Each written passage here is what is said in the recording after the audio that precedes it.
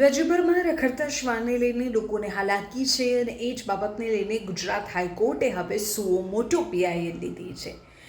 ગુજરાત હાઈકોર્ટે આ મુદ્દાને જાતે જ સંજ્ઞાનમાં લીધો. કોર્ટે રાજ્ય સરકાર, કેન્દ્ર સરકાર અને પ્રાણી કલ્યાણ બોર્ડ તથા નેશનલ હાઈવે ઓથોરિટીને નોટિસ પણ ફટકારી છે. આખા કેસમાં માહિતી એવી મળી રહી છે કે રાજ્ય સરકાર અને તમામ મહાનગરપાલિકાએ રખડતા શ્વાનને લઈને શું કાર્યવાહી કરી છે તે અંગેનો અહેવાલ કોર્ટે જાતે માંગ્યો છે.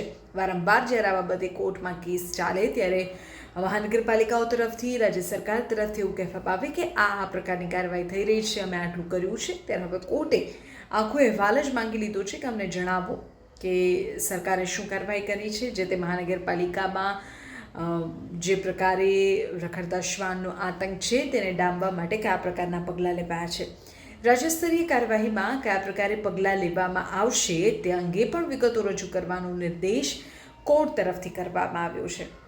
એટલે કે કોર્ટે આખા મામલે હવે આગામી કયા પ્રકારના પગલાં રાજ્ય સરકાર રખડતા શ્વાનની નો જે પ્રશ્ન છે તેને ડામવા માટે લેવા જઈ રહી છે તે મુદ્દે પણ નિર્દેશ આપ્યો છે કે અમને જણાવો. અને એટલું જ નહીં, હવે આ મામલે વધુ સુનાવણી થશે 4 ઓગસ્ટે.